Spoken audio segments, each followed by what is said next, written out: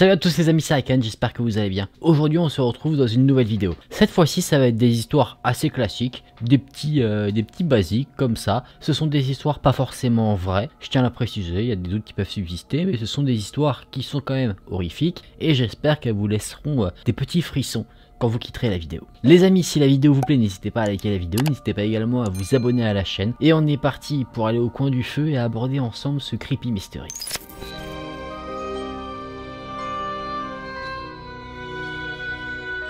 Une nuit, un homme était allongé, malade, dans son lit. Sa femme l'avait laissé aux soins d'une infirmière.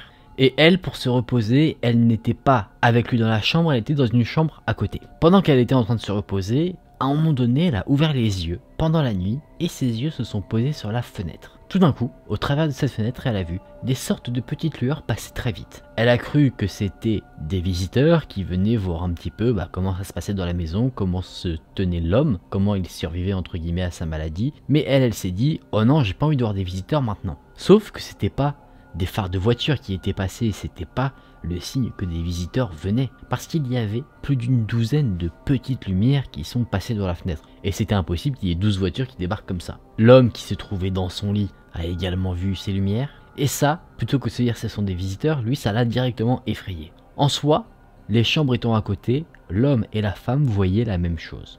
Ça ressemblait à des yeux de chat qui avaient une certaine lueur, et ces lueurs ont traversé les fenêtres. Sauf qu'à partir du moment où elles ont traversé les fenêtres, elles ont disparu.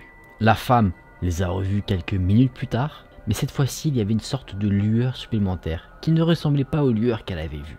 Elle les a regardées quitter la maison et partir très rapidement. À partir du moment où ces lueurs n'étaient plus dans son champ de vision, l'infirmière qui s'occupait du mari malade est rentrée dans la pièce, elle a posé sa main sur l'épaule de la femme et elle a dit « Madame, je suis navrée, votre mari vient de mourir ». C'est là que cette histoire se termine. C'était une histoire un peu métaphorique sur la mort de l'homme. Tout ça pour dire que ces sortes de lueurs sont venues en quelque sorte chercher l'âme de l'homme. Est-ce que ces lueurs étaient un peu quelque chose qui symbolisait la mort? C'est possible. C'était beau. C'était une belle histoire. On passe maintenant à la seconde histoire.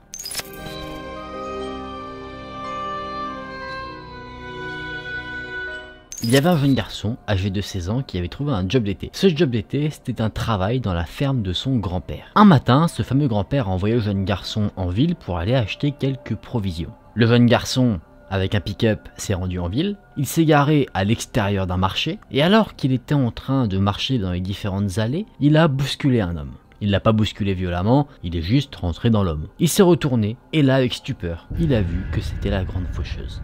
La mort elle-même. Apparemment, la mort, comme tout le monde, fait ses courses. Et là, sans dire un mot, la mort lui a fait un signe de tête. Totalement terrifié, le jeune garçon s'est précipité à son pick-up, il est retourné à la ferme et il a dit à son grand-père ce qu'il avait vu, qui il avait croisé. Le grand-père, en bégayant, dit « Laisse-moi prendre la voiture, je vais aller en ville et me cacher. Jamais la mort ne me trouvera. » Effectivement, le grand-père étant assez vieux, il pensait que la mort était en route pour lui.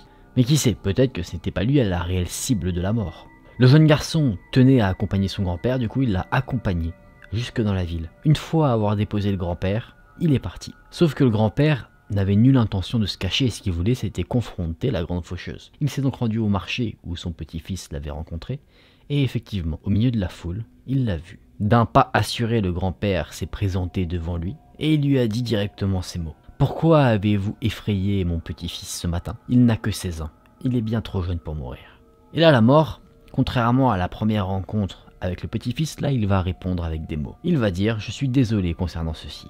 Je ne voulais pas l'effrayer. J'ai juste été surpris. Voyez-vous, je ne pensais pas le voir au marché ce matin, car j'ai un rendez-vous avec lui dans l'après-midi, dans la ville où le jeune homme était parti. » C'est là que cette histoire s'arrête. J'aimais bien. C'est pas non plus l'histoire où tu as le plus de screamers, mais j'aimais bien cet aspect un petit peu, si on peut dire familière de la mort, où tu la vois présentée comme une personne lambda et en fait elle te dit juste non mais de toute façon je l'aurais pas tué parce que moi j'ai un rendez-vous et je ferai pas ça avant le rendez-vous. Et en plus ça concorde avec les événements de l'histoire. Le jeune garçon, après avoir déposé le grand-père, il est parti pour aller sûrement aussi se cacher également ailleurs dans la ville. Et du coup, la mort avait prévu le coup. C'est-à-dire que la rencontre, si on croit un peu au destin, la rencontre que le petit-fils a eue avec la mort était prévue pour que le petit-fils change ses plans. Parce que s'il n'avait jamais rencontré la mort, il ne serait peut-être jamais allé en ville derrière. Et c'est ça que j'ai beaucoup aimé dans cette histoire, c'est montrer un peu que c'était écrit et que on va dire sa rencontre avec la mort, sa rencontre définitive est écrite et qu'il ne peut rien y faire pour y échapper. On passe à la dernière histoire.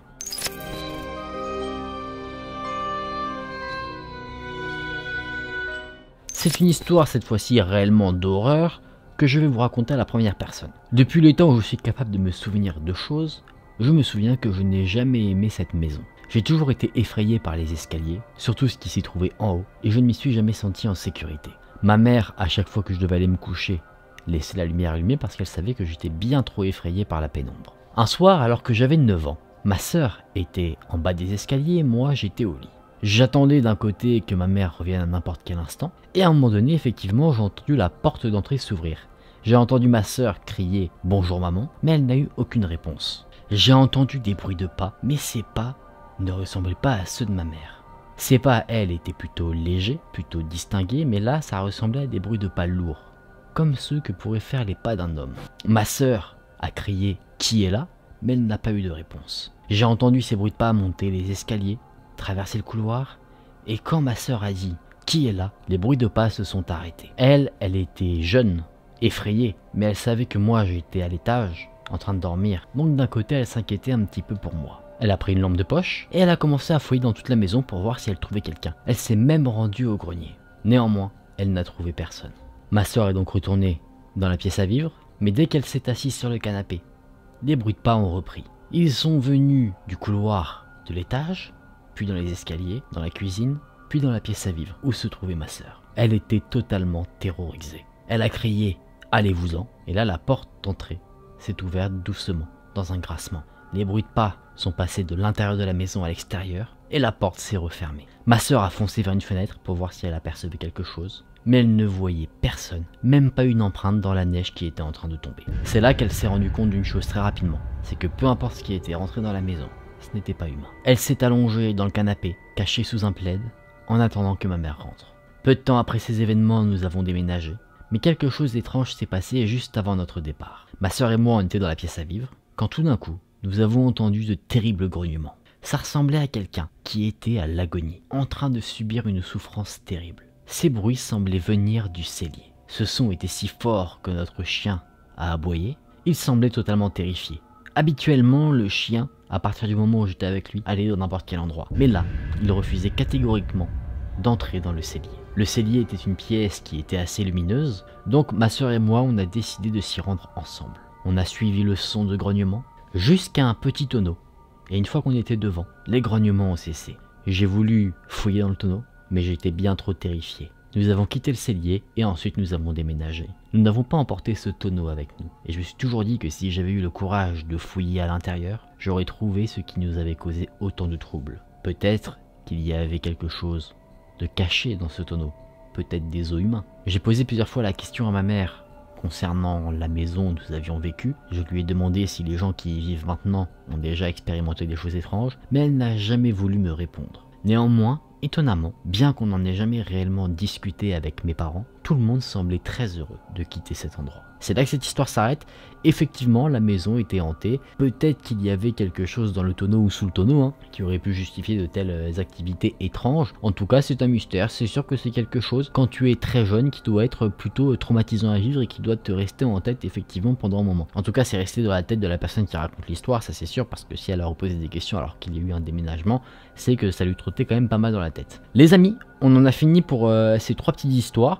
C'est pas forcément les histoires les plus terribles que j'ai pu raconter sur la chaîne, mais je les trouve assez intéressantes pour justement vous les partager. Je me dis ça fait une petite vidéo sympa. C'est pas forcément la dose de frisson puissance 10 que vous allez avoir en livraison, on va dire. C'est un petit puissance 4, un petit puissance 5 comme ça, pour se mettre en jambe pour les vidéos prochaines qui vont arriver, qui seront peut-être un peu plus lourdes, en termes de frisson évidemment. Les amis, je vous propose qu'on se remette dans une ambiance beaucoup plus chill pour débriefer de la vidéo.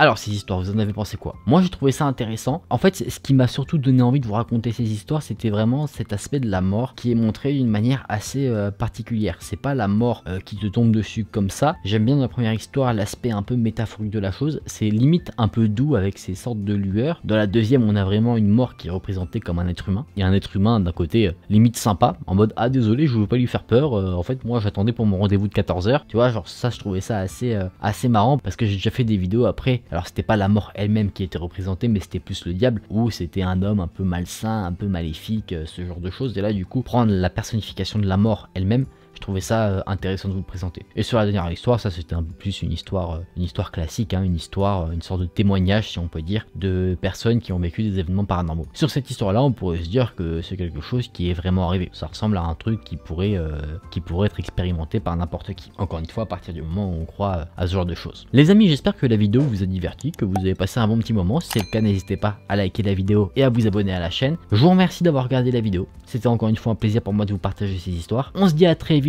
dans une prochaine vidéo. Prenez soin de vous, c'était Aiken. Salut!